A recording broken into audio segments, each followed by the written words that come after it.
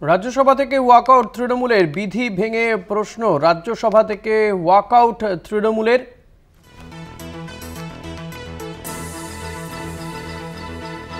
রাজ্যসভা থেকে ওয়াকআউট তৃণমূলের, বিধি ভেঙে প্রশ্ন করার সময় কাটছাট রাজ্যসভায়।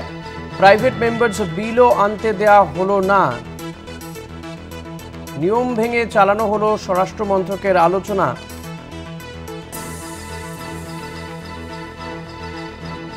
স্বৈরতন্ত্র চলবে না, স্লোগান তুলে কক্ষত্যাগ তৃণমূল সাংসদদের। সাংসদ দোলা সেন কি বলেছেন শুনবো। আজকে রাজ্যসভায় একটা অত্যন্ত আনপ্রেসিডেন্টেড, আনফরচুনেট এবং কন্ডেমেবল ঘটনা ঘটলো। খুবই দুর্ভাগ্যজনক যে অমিত শাহ জি, সম্মানীয় স্বরাষ্ট্রমন্ত্রী, তিনি আজকে হয়তো কোনোভাবে সময় বার করেছেন। কালকে হয়তো তার কোনো কারণে সময় দরকার ছিল, তাই সারাদিন হাউস অ্যাডজন হয়েছিল।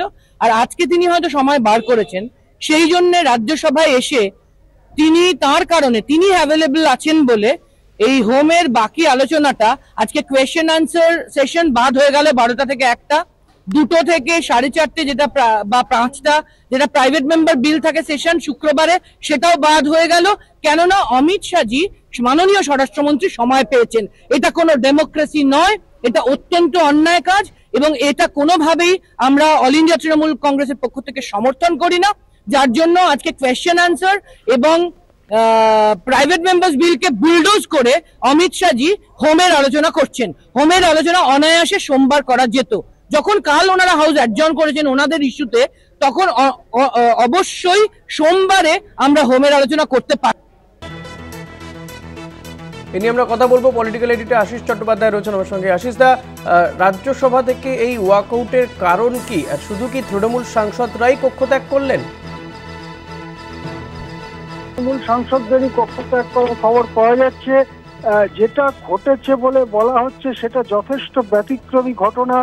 কোয়েশ্চেন আওয়ার যেটা বলা হয়, যেখানে সাংসদরা নানা ধরনের প্রশ্ন করতে পারেন সরকারকে, সেটা গণতন্ত্রের একটা অন্যতম প্রধান জিনিস বলে ধরে নেওয়া হয়। কেননা সরকারকে প্রশ্ন ফেস করতে হবে, সরকারকে প্রশ্নের জবাব দিয়ে সংসদকে সন্তুষ্ট করতে হবে। এই জিনিসটাই হচ্ছে গণতন্ত্রের একটা প্রধান দিক। সেই কোয়েশ্চেন আওয়ার বা প্রশ্ন তোলার সময় কাটছাট করা হয়েছে। তাছাড়াও প্রাইভেট মেম্বার্স বিল, অর্থাৎ যে বিল সরকার আনছে না, যে বিল আনছেন কোনো সাংসদ বা কয়েকজন সাংসদ মিলিতভাবে, সেই প্রাইভেট মেম্বার্স বিল তোলবার যে সময়, সেই সময়ও কাটছাট করে স্বরাষ্ট্র মন্ত্রকের যে আলোচনা চলছিল সেই আলোচনার জন্য সময় বাড়িয়ে দেওয়া হয়। যেটা বিধি, নিয়ম বা গণতান্ত্রিক নীতি সব দিক থেকেই যথেষ্ট ক্ষতিকর।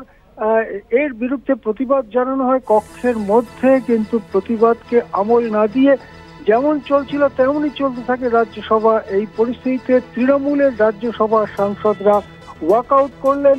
ওয়াকআউট তৃণমূলের রাজ্যসভা সাংসদদের প্রশ্ন তোলার সময় কাটছাট প্রাইভেট মেম্বার্স বিল তোলার সময় তার প্রতিবাদ জানিয়ে কক্ষত্যাগ তৃণমূলের। ধন্যবাদ আশিস দা।